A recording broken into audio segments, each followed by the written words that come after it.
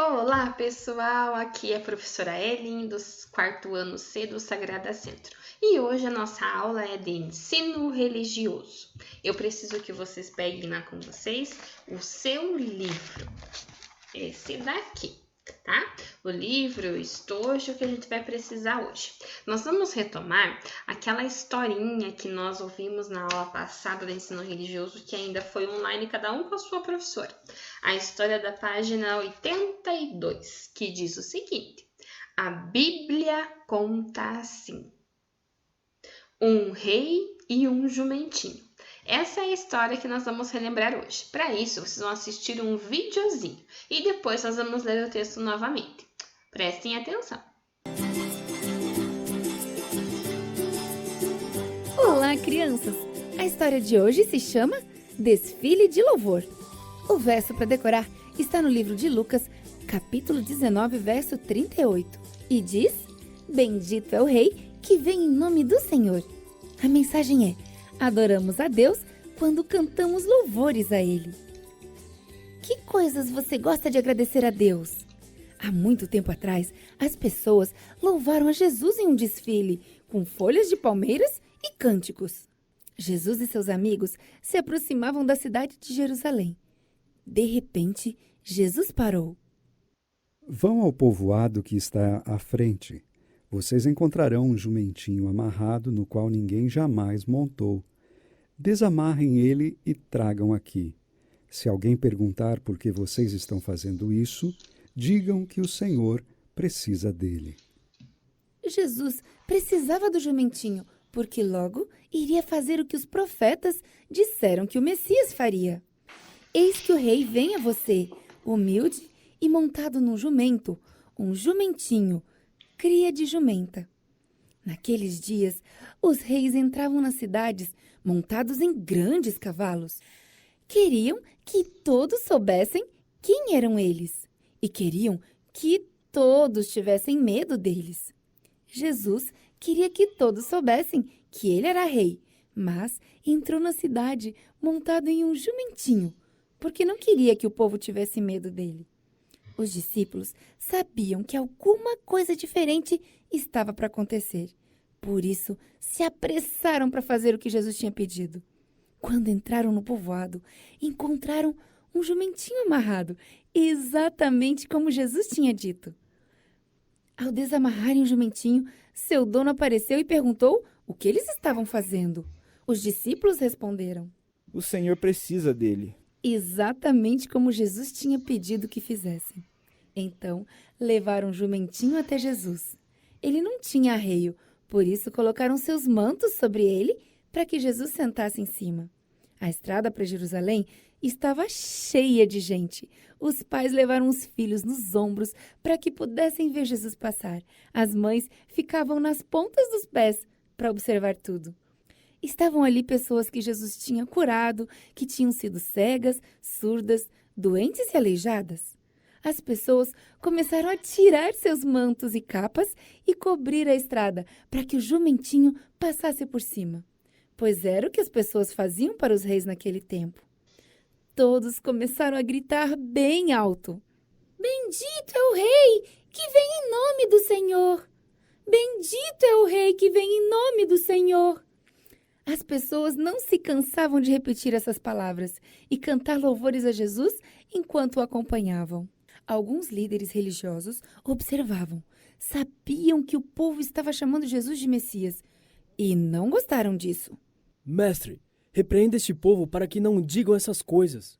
Jesus olhou com tristeza para os líderes religiosos. Sabia que eles não queriam acreditar que ele realmente era o Messias. Eles o odiavam. Não posso dizer nada. Se eles se calarem, as pedras ao longo da estrada clamarão. Era tempo de todos saberem que Jesus era o Messias, o enviado de Deus. Estava na hora de todos fazerem sua escolha. Creriam em Jesus ou não? Agora que vocês já assistiram o videozinho, retomando lá sobre o jumentinho e como que Jesus chegou em Jerusalém, então montado não em um cavalo, todo majestoso, mas sim em um jumento, como sinal, né, da sua humildade, da sua simplicidade, nós vamos retomar a história lá do seu livro na página 82, tudo bem? Então prestem atenção. Diz assim: Jesus foi um rei muito diferente.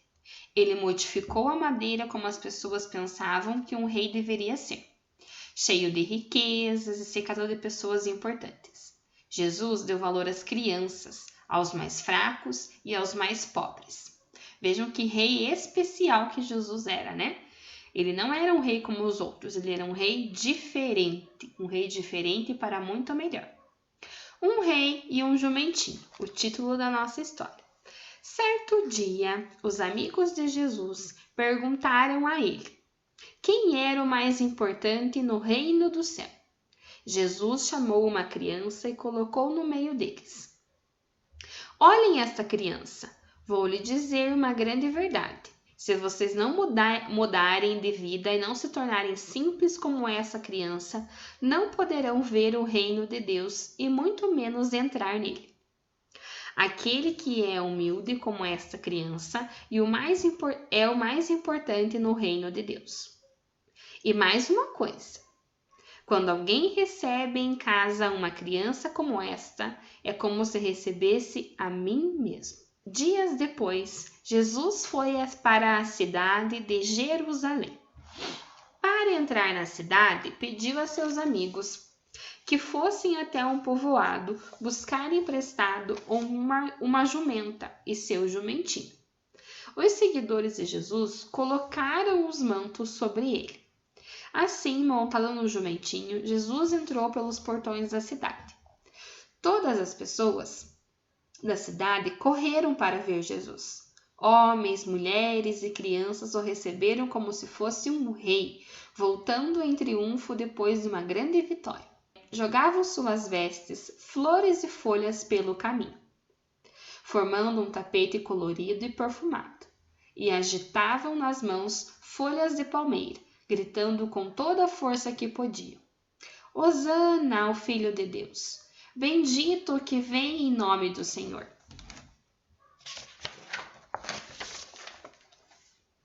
Jesus entrou no templo e expulsou os vendedores que faziam comércio ali, derrubando suas mesas e dizendo: A minha casa deve ser chamada de casa de oração para todos os povos, mas vocês a transformaram em esconderijo de ladrões. Depois disso, cuidou de muitas pessoas e curou os doentes que vieram pedir sua ajuda. As crianças que tinham vindo com ele por todo o caminho continuaram correndo e gritando pelo templo: Hosana ao filho de Davi! Mas os líderes dos judeus, os fariseus, não gostaram da atenção que Jesus estava recebendo do povo. Invejosos, vieram reclamar para ele: Você não está ouvindo todas essas crianças gritando? Mande que elas fiquem quietas. Mas Jesus respondeu: É claro que estou ouvindo. E vocês nunca leram nas Escrituras que o perfeito louvor a Deus virá das crianças e dos bebês? Deixem que gritem. Se elas se calarem, as próprias pedras começarão a gritar. Nesse dia, os líderes do povo, fariseus, mestres e sacerdotes, ficaram tão aborrecidos com Jesus e com o sucesso que fez com as pessoas que começaram a planejar um jeito de acabar com ele. Então, o que nós aprendemos com a história de hoje? Aprendemos que o mais importante para Jesus, o que ele quer enxergar nas pessoas, né, nos todos os filhos de Deus, é humildade, simplicidade, respeito, acolhida com os outros, bondade, amor ao próximo, fé, sinceridade, ser verdadeiro, ouvir as crianças. E só assim nós conseguiremos alcançar o reino dos céus. Tudo isso foi o que a gente aprendeu com a história de Jesus, certo? Vamos para frente, então, exercitar o que nós estudamos até aqui? No seu livro, então, na página 86, diz assim: Fazendo descobertas. Lemos uma narrativa bíblica que mostra como Jesus dava valor à simplicidade das crianças e das pessoas que procuravam com o coração cheio de fé. Essas pessoas puderam conhecer Jesus de perto e, quando se tornaram amigas dele, descobriram uma maneira totalmente nova de pensar. Vejam então o que nós aprendemos com Jesus hoje. No reino de Deus, os mais simples são os mais importantes do que os poderosos. As crianças e aqueles que não têm instrução ou estudo são modelos para os outros. Os primeiros a seguir Jesus não foram os mestres, os sacerdotes ou os líderes, mas as crianças, os pescadores e as pessoas mais simples. No reino de Deus, não há espaço para explorar as pessoas. Jesus repreendeu os vendedores que queriam ganhar dinheiro com a fé das pessoas. Jesus mostrou que o que ele espera é o relacionamento profundo com Deus, que está disponível para todas as pessoas, sem que seja preciso pagar nada. No reino de Deus, a alegria é bem-vinda. Jesus mostrou que a gritaria, a correria e a cantoria das crianças são um louvor perfeito para Deus. Jesus gosta da nossa espontaneidade, da nossa sinceridade e da sinceridade do nosso coração. Então vejam que como para agradar Jesus, né, gente? Precisamos ser realmente o que nós somos. Simples de coração, com muita fé, sermos espontâneos e sempre sinceros, né? Sinceros de coração, fazendo as coisas certas. Na página 87, nós vamos ter a nossa primeira atividade. Nós vamos fazer assim. A prof vai explicar cada uma delas. Quando eu terminar de explicar essa página, você vai dar um pause. Vai resolver e aí a professora depois você liga de volta a videoaula para continuar ouvindo o restante, tá bom? No diagrama abaixo, as palavras a serem descobertas representam qualidades das pessoas que se tornaram seguidoras de Jesus e reconheceram que ele era o rei que o povo esperava. Depois da brincadeira, escrevo no caderno as palavras que foram descobertas. Então, o que nós vamos procurar aqui nesse diagrama, nesse caça-palavras? Todas as qualidades que as pessoas que seguiam Jesus deveriam de ter. Então, tem palavras que estão na horizontal, né, nas linhas, e tem uma palavrinha que está na vertical, que está em pezinho na coluna. São 4 palavras que vocês vão encontrar aqui no diagrama, tudo bem? Depois que encontrou, né, circula ou pinta a palavrinha. E essas palavrinhas que vocês estão aqui, nós vamos depois utilizar em outra atividade, tá bom? Então, não precisa escrever no caderninho. Nós vamos usar em outro momento.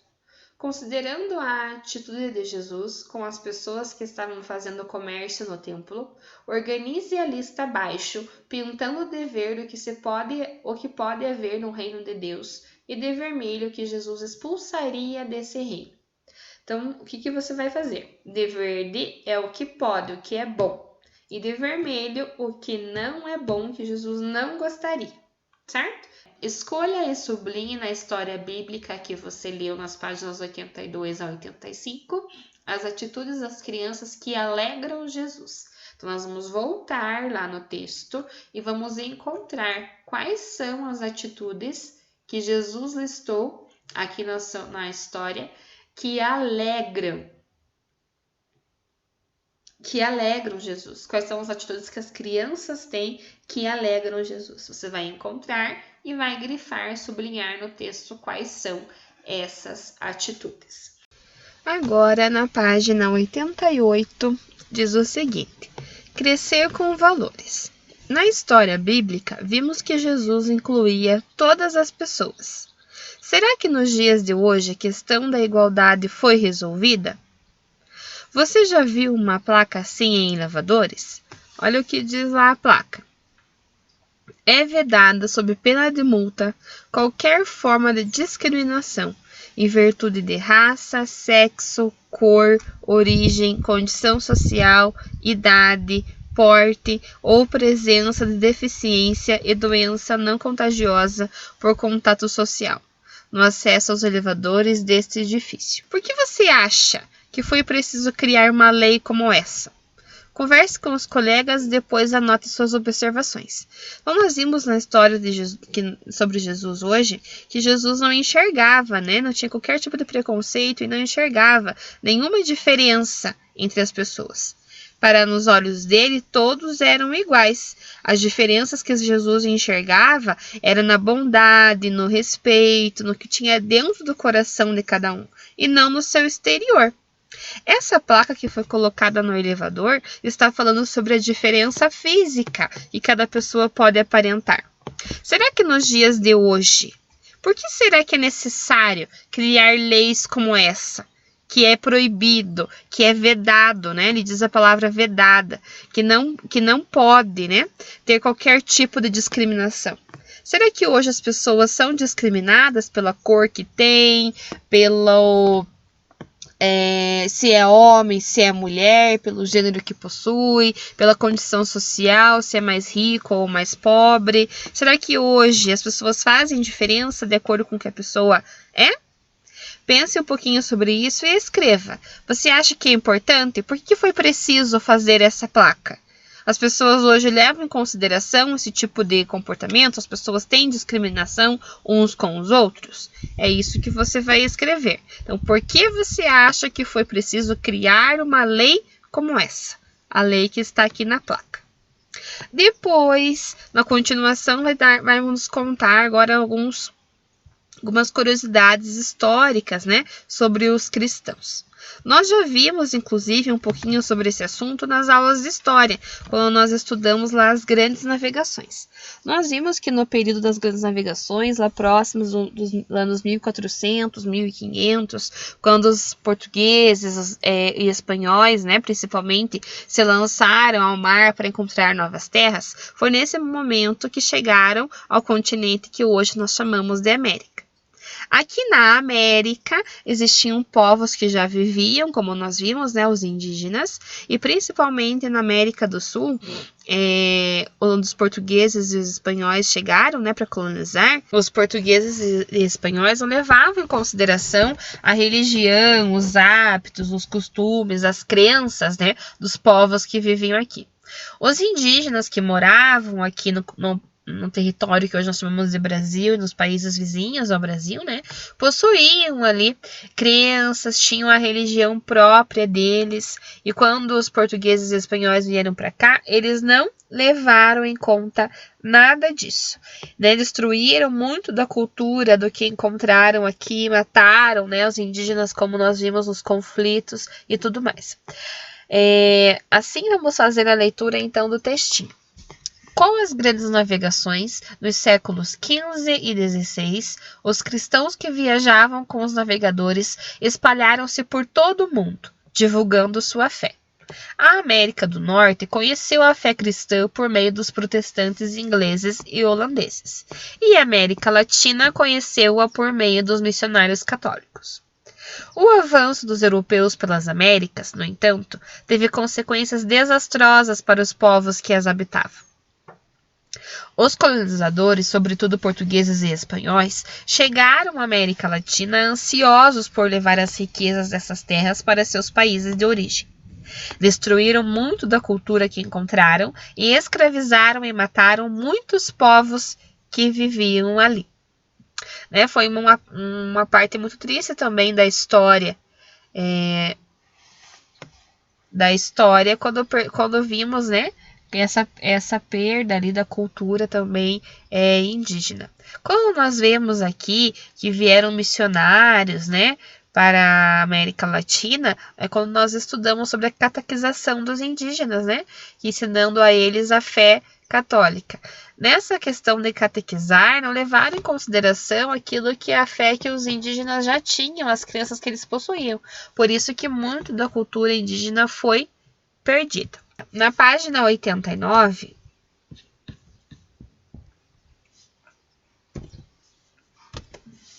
Nós vamos ter lá o item Missão e Compaixão. Daí, essa página nós vamos fazer na próxima aula de ensino religioso. Então, por enquanto, podemos deixá-la sem fazer, deixá-la em branco, certo? Então, a página 89 não vamos fazer hoje, vamos fazer outro dia. E vamos à frente para a página 90 agora. Antes de fazermos a leitura da página 90, vamos prestar atenção agora em alguns conceitos que a professora vai explicar. Nós veremos na página 90 que vai falar sobre uma religião dos antepassados que viviam aqui na América. É a religião Inca, que vai falar um pouquinho, né, quem já ouviu sobre a civilização Inca, que era uma civilização antiga dos habitantes aqui da América, principalmente da América do Sul, na região onde hoje é o Peru, a Bolívia, né, onde são esses países. A civilização Inca é uma civilização muito avançada, com muitos conhecimentos e, claro, com também crenças e religiões. Nessa imagem que vocês estão vendo aqui, está mostrando as ruínas de uma cidade Inca, que fica lá no Peru, tá? Nós vamos ver aqui algumas imagens das divindades que eram cultuadas pelos Incas. Nessa primeira foto, nós temos aqui a imagem do Deus Sol. Era conhecido pelos Incas como Inti, o Deus Sol para eles. E era comum eles fazerem imagens, né, retratar por meio de imagens esses deuses. Vejam que todas as figuras, algumas das figuras que a professora vai mostrar, todas são feitas com ouro, que também era um metal utilizado para cultuar, para representar as crenças desse povo. Aqui nós temos o deus a deusa da lua, que é Mama Quila ou Quila, também mostrando aqui uma representação dela. Além desses deuses, temos também o Iliapa, o deus do trovão, também para o povo Inca. E depois, por último, a deusa da terra, chamada de Pachamama. Vejam que nessa obra está representando a deusa da terra já com todos os elementos da natureza, porque ela era, né, a divindade que representava tudo que tinha na terra. Vejam que o conhecimento do povo Inca, como eles levavam muito em conta os fenômenos da natureza, as coisas que aconteciam, né, a observação do dia a dia, do seu cotidiano, os deuses deles também representavam as coisas em que viviam, a chuva, o sol, a terra, a lua, né? Agora vamos então observar lá e ler as curiosidades trazidas na página 90. Antes dos deuses europeus, sobretudo espanhóis e portugueses, chegarem à América Latina, diversos povos já habitavam o continente. Um desses povos, o Inca, formava um império poderoso. A professora já contou também, né? Uma civilização organizada, avançada e também um império muito poderoso. Agora, você vai lá na página 125 do teu livro, você vai encontrar lá 2 adesivos e você vai escolher um deles para colocar aqui. Vejam na legenda desse adesivinho que diz: a religião Inca era composta de elementos de vários povos indígenas. Como a colheita era o seu meio de subsistência, os Incas cultivavam deuses ligados à natureza, à terra e à atividade agrícola. Na foto, ruínas da cidade Inca de Machu Picchu, no Peru. Então, esse é o adesivo que você vai encontrar na página 125, vai escolher um dos 2 que tem lá para colar aqui. Também temos aqui mais 2 imagens. A primeira está mostrando: Inti era o deus Sol, Iliapa, o deus do trovão, Quila, deusa da lua, Pachamama, deusa da terra. Havia também as divindades ligadas a locais, objetos e situações considerados sagrados pelos Incas. Essas divindades eram chamadas de huacas. Na foto, máscara Inca do deus Sol em estação de trem em Cusco, no Peru. E por último, poucas pessoas desse povo sobreviveram à chegada dos conquistadores. Ao verem seus numerosos objetos feitos de ouro e pedras preciosas, os espanhóis saquearam as cidades, destruíram-nas e dizimaram grande parte da população inca. Na foto, ornamentos incas de ouro. Agora você tem uma atividade onde diz lá: escreva quem era cada um dos deuses incas listados a seguir. Vimos, inclusive, nas imagens que a professora mostrou, né, sobre cada um deles. Então, veja, quem que era o Inti? Era o deus do quê? Aqui que você vai colocar em cada um deles o que eles eram, o Deus e qual elemento ali da natureza, tá? Fazendo isso, então, pode pausar o vídeo se quiser para escrever rapidinho e você já continua daí para nossa explicação, então, da página 91. Na página 91, fala assim: vamos ler uma história da tradição inca sobre a força da união. E agora, em vez de nós lermos esse texto no primeiro momento, nós vamos ouvir a leitura dele, feita por um narrador. E depois você fará a leitura silenciosa. Enquanto nós ouvimos a leitura desse texto, vocês vão observar uma flor, que é a flor tricolor que vai falar a história aqui nesse textinho, tá bom? Vocês vão ouvir então a história e ao mesmo tempo vão estar observando a flor que vai ser comentada aqui, tá? Unidade 7. As crianças e o rei. Seção Jeitos de Ser. A flor tricolor. Há muito tempo, na região das Altíssimas Montanhas, havia 2 reis muito poderosos, cujos filhos nasceram quando apareceram no céu uma grande estrela vermelha e uma estrela menor, dourada. O rei do norte, Ilampo, mais forte e poderoso, deu ao filho o nome de Astro Vermelho. E o rei do sul, Ilamani, chamou seu filho de Raio de Ouro. Assim como os 2 príncipes, as estrelas cresceram até ficarem do mesmo tamanho. Tomados de ambição e cada um desejando ser mais poderoso do que o outro, Ilampo e Ilamani iniciaram uma sangrenta batalha, na qual ambos se feriram mortalmente. Então, obrigaram os 2 jovens príncipes a prometerem vingança. Contrariados, os jovens lutaram até ficarem feridos como seus pais. Ao perceberem o absurdo daquela guerra inútil, Astro Vermelho e Raio de Ouro largaram as armas e morreram unidos em um abraço. Nesse instante, a terra se abriu e do imenso abismo saiu Pachamama, a Mãe Terra. Comovida pela atitude dos 2 príncipes, derrubou as 2 estrelas que caíram do céu e se transformaram em gigantescas montanhas. No túmulo onde foram enterrados os príncipes, nasceu uma plantinha toda verde, com flores vermelhas e douradas, chamada Cantuta Tricolor, cujas cores compõem a bandeira do povo que hoje habita as terras da Bolívia. História da tradição inca, recontada especialmente para esta coleção. Viram que legal, gente? Então, é uma história, né, que reconta o motivo pelo qual, né, foi inspirado as cores da bandeira da Bolívia, que também era um país, né, um território habitado pela civilização inca. Nós temos aqui, então, mostrando qual é essa flor tricolor, ou como ela foi chamada lá no texto, né, como é o nome dela, Cantuta Tricolor, que ela tem 3 cores, né, o vermelho, ali o amarelo e o verde, que também vocês vão perceber que são as cores que estão aqui do ladinho na bandeira da Bolívia. Agora, você vai novamente lá pegar o seu livro, então, a página 91, e vamos ver qual é a perguntinha sobre o texto que nós temos aqui. Quais foram os motivos da batalha iniciada pelos reis das Altíssimas Montanhas? Então, agora você vai fazer a leitura silenciosa do texto, lembrando que é a narração que nós acabamos de ouvir, né? Vai pesquisar aqui no texto para descobrir, então, quais foram os motivos da batalha e vai escrever aqui nessa resposta. Tudo bem? Fez isso, respondeu tudo, conferiu.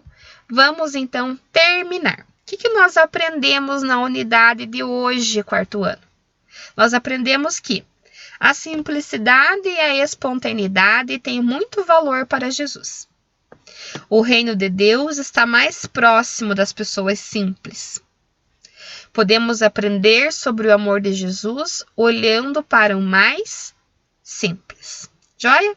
Agora eu quero que vocês leiam novamente essas frasezinhas em silêncio e você vai circular a frase que você achou que foi o que você conseguiu aprender melhor na aula de hoje de ensino religioso.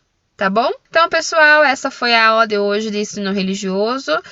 Espero que vocês tenham aprendido muito. Depois vocês podem fazer a correção com o arquivo das atividades. E um beijo para vocês e até a próxima aula.